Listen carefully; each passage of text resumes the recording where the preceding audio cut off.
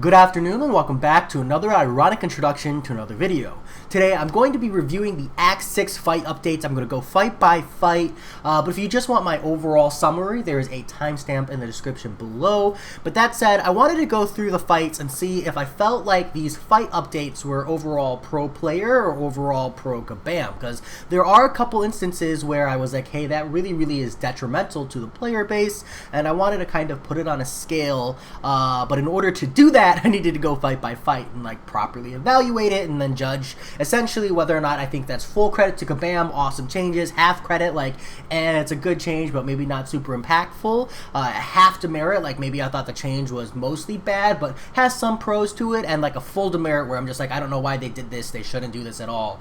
There is a fight where I really feel like the change they're doing is just straight bad.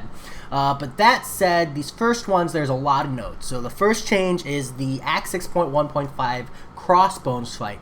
They are changing the biohazard node for a poison, a 100% health over 30 seconds. Now, I'm going to give Kabam a half demerit for this. And the reason for that is that I think the logic was, hey, let's make it a poison fight, and as a result, you know, the roster base is going to be larger for it. And I was looking into it, and it's really not. Like, one of the things that makes Crossbones annoying in this fight is that he's got a lot of healing, so you really need to deal with that. So when you take away Biohazard, which is essentially a have-to-have bleed immune, you lose really good options like Morningstar, Omega Red, and Ghost to no longer cheese the fight. But instead you pick up something like Mysterio. Suddenly you have access to a passive heal block, but like the rest of the options remain relatively the same. And I just don't think gaining Mysterio for losing Morningstar, Ghost, and Omega Red cheese is really a valuable trade. Now don't get me wrong, Omega Red can still do this fight, will still probably be one of the better options. It's just with the Biohazard node, he made this fight really easy, and Ghost with the Biohazard node really benefited with huge damage to outscale that Vigor, and the Vigor doesn't go away. So yes, the relative roster limitation is gone because of bleed immune, but you're just substituting bleed immune for poison immune. And don't get me wrong, you did kind of want to have double immune so you could hit into his block, but the Crossbone fight essentially turns into this combo into him, dash back, backdraft intercept, and then bait an SP1, punish SP1 playstyle, and like that was really the whole playstyle. So you never were really hitting into his block to begin with.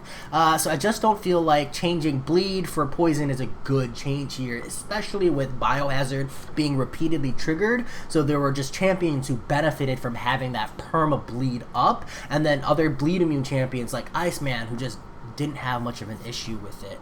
So overall, I'm going to say this is a half demerit. Like, yes, it's got pros and cons, but overall, I do think it is negative to the player base. The next one is Mr. Sinister. So for Mr. Sinister, they replaced the EMP modification with Prey on the Weak. Prey on the Weak essentially is every time a buff expires on the attacker, the defender gains power. It's Prey on the Weak rank 4. So it is a chunk of power that Mr. Sinister will be gaining, which is not ideal. But the EMP modification was essentially whenever you gain a buff, he gains a charge, and when he throws specials, he passively shocks you. This made him super frustrating because Caustic Temper required you to bring a poison immune champion who also has access to Furies, which means you're gaining buffs, which means that eventually him throwing specials is just going to kill you. And on one hand, I'm very grateful that they're removing EMP modification because that just totally sucked with Mr. Sinister. It was just such a meme, absolutely dying, and it made a lot of the like relatively viable options not viable because you were just die to the shock before anything else could happen. Elsewise, I'm only giving them half credit for this because I feel like the interaction that really makes this Mr. Sinister fight stupid is Caustic Temper, and they've done nothing to address that. That's what makes this fight feel so roster restrictive, not the EMP mod. The EMP mod definitely contributed to resources spent and was an unnecessary frustration, but the Caustic Temper is what made this fight so roster restrictive. So half credit for making it better, but still not making it good. Hold on.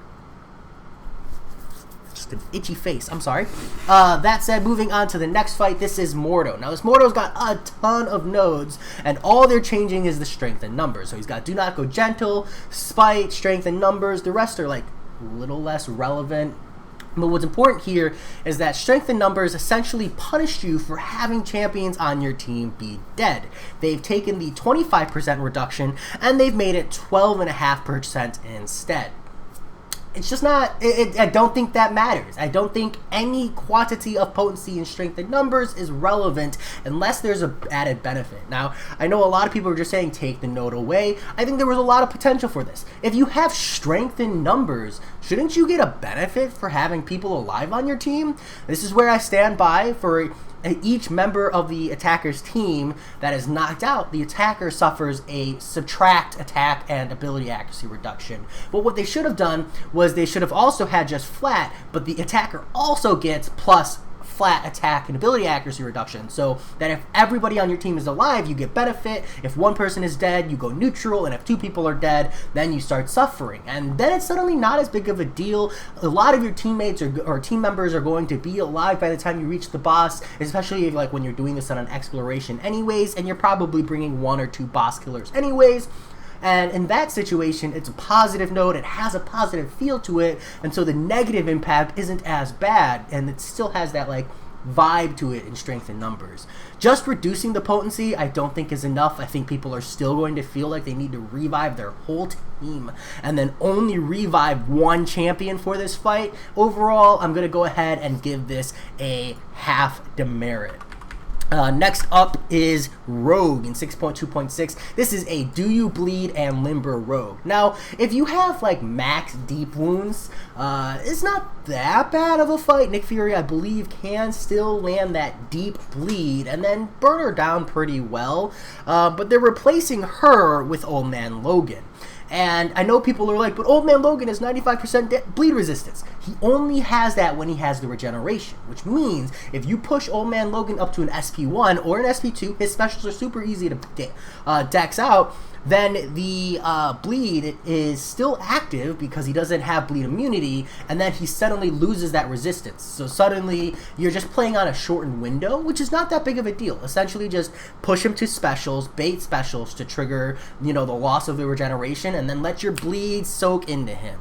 It's not the best change, but considering Rogue was significantly worse, in my opinion, than Old Man Logan, I'm going to give Kabam full credit.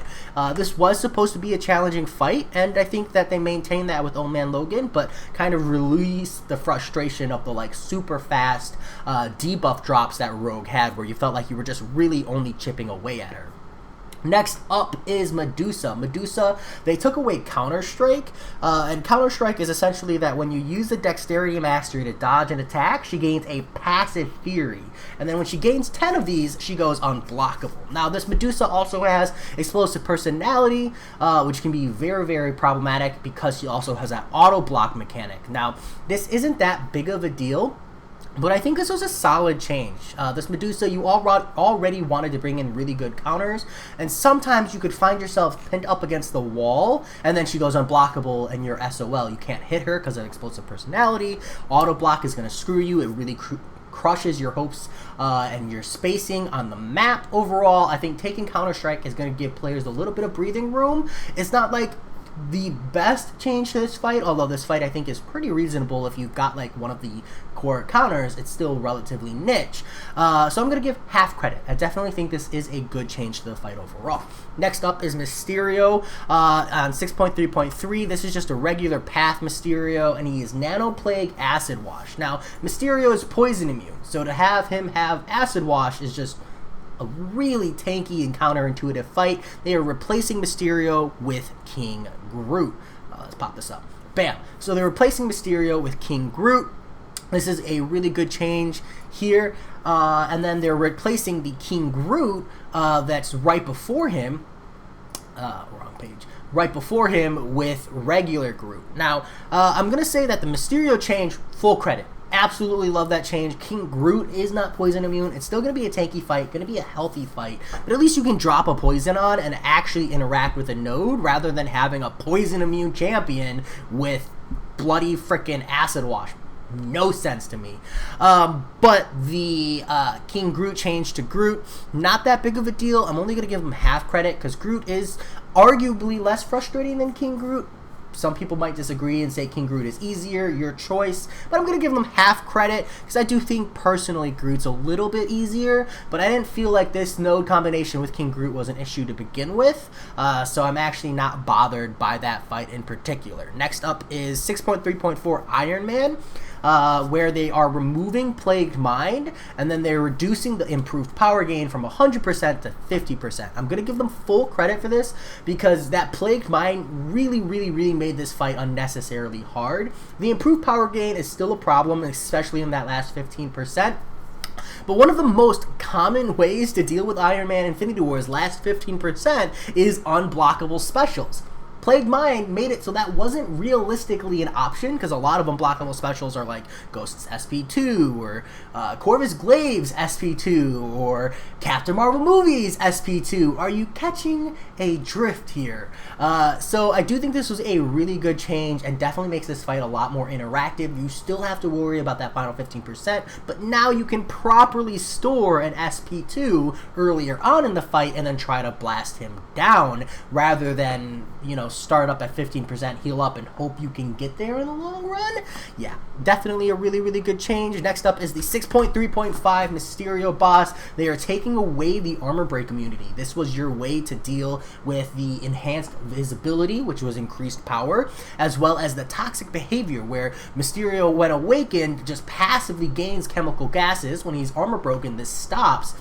So now you can come in here with power control champions who also have access to armor break. A really good option being Doom with some synergies does have access to armor break. I do believe he'll be good for this fight now. This really opens up the roster availability, definitely brings in options of armor break instead of just poison immune, and I think that's going to be really good for this fight because it is kind of a challenging fight to begin with. He also has tunnel vision. I'm going to give them half credit because I don't think the armor break immunity was what was making this fight so frustrating. It was just making it roster limiting, but that armor break immunity and taking that out definitely adds a lot of potential options for taking this Mysterio down, so I'm still going to give them some good credit. Next up is Cap Infinity War, and this is probably by far the worst change they're doing. They are taking unlimited power, which gave you the meme, the Ronan Stunlock cheese on Cap Infinity War that people are very familiar with, and they're replacing it with Aggression Fury. Aggression Fury means no more Stunlock cheese. Now, in a sense, if you stall out long enough, you might still be able to stun him. You essentially just parry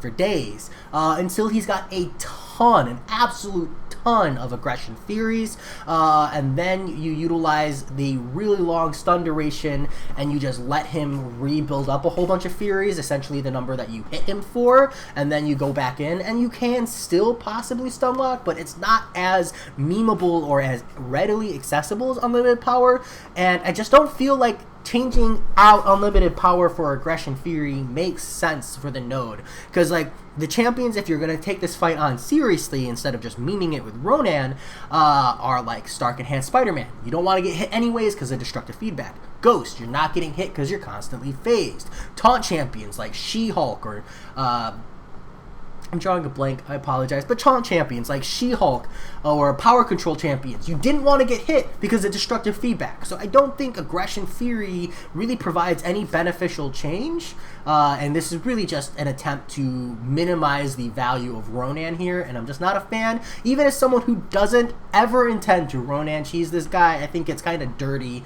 to take that option out or make that option harder now. Next up is Venom the Duck. Now, they are replacing the Spectre with electric fluctuations here, and this Venom the Duck, I really like that change because you run the whole path and it's gimme, so you're constantly trying to heal. You're bringing a whole team of healing, and then it's Spectre at the end, and it's just like, that's super counterintuitive to the lane. I don't think this is like a really big issue fight, personally, so half credit for that change, because I do like that non-counterintuitive change, but overall, probably not the most frustrating fight. Definitely a lot of others that could have used some changes instead. Next up is Taskmaster. Taskmaster, same thing. They are taking away terminal velocity. Now, they're not replacing it with anything, which is really nice, but essentially every time the defender is struck by a critical hit, even through a block, their defensive combat power rate increases by 25%. You can get into this really vicious cycle of Taskmaster constantly throwing specials and then eventually just blasting his way to an SP3, and you're totally screwed. Overall, a pretty good change, I'd say. Again, I don't personally feel like this fight is the biggest of issues. It is a relatively tanky Taskmaster, and it is a problematic fight, but I don't think it's the biggest of changes, although I do really appreciate them taking that terminal velocity away. Next is Darkhawk. I'm going to give them full credit here because they're taking out Raptor upgrades. And now this Darkhawk, you can definitely interact with, and it's really, really nice to do, but it's so frustrating because he has this super long null mode, and while in null mode, his light and medium attacks are unblockable, and you can't get an opening for a lot of champions to properly knock him down to put him into shield mode. You just have this long period of time where you can only rely on intercepting, you don't want to push him to an SP1 because it's unblockable, and you're just really stalling for the null mode to fall off. I think taking Raptor upgrades out makes this fight still have the regular mechanics of the fight because it does have a lot of other nodes, but no longer has that long duration beginning of the fight annoyance. And there were a lot of champions that could deal with that beginning of the fight nuisance, but this is a really good overall change. Next up is Iceman on this energy adaptation ice / dish track. Now, this is good because a lot of the champions, you know, you already feel like you need to bring Cold Snap immunity, but Iceman can't be quaked, so there is that quake value, but you already want to bring Cold Snap immunity for this. He is also Incinerate immune, but they're replacing Iceman with Havoc. So even if you were bringing in, say, Human Torch, you can't use Human Torch on Havoc. I mean, you can. It's just going to really, really suck. And I would actually make the argument that stalling with Quake might work better than having to deal with a high health Havoc. Kind of a toss-up on which one you'd prefer if you're trying to use Quake. Overall, I do think it's good to get this Iceman off. I just don't think Havoc was the proper replacement here. Just my personal opinion, because Dish Track, and like how you want to deal with that node, and you're dropping like an Incinerate onto Havoc, that's kind of a pain in the arse. Or if you're using pretty much Warlock is what you really, really want here for those long armor breaks or Quake, you know, it's still not ideal. I just think that there are other options they could have placed here because it's really the energy adaptation ice that made this node so frustrating.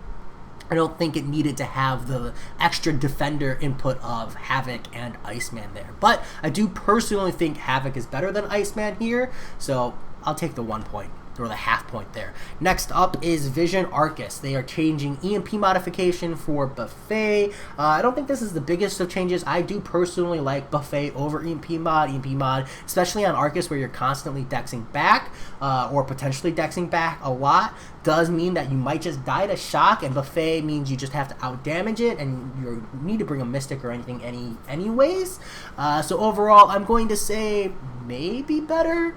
At least, or maybe even voidable at this point if you use Void and you get that nice power reversal plus that heal reversal, and you can use the Buffet to your advantage.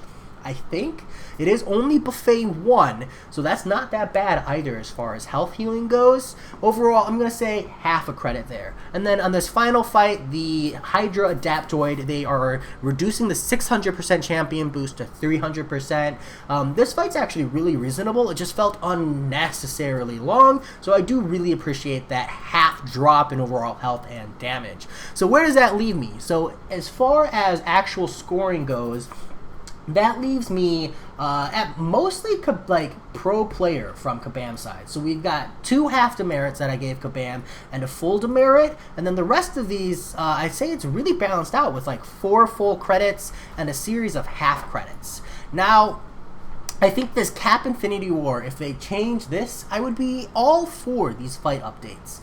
It's just really the thing that really, really sticks with me is this Cap Infinity War. And the fact that I feel like on some of these fights, they didn't necessarily go the right direction or the direction I would have preferred. But overall, I'm going to say Act 6 fight updates were good.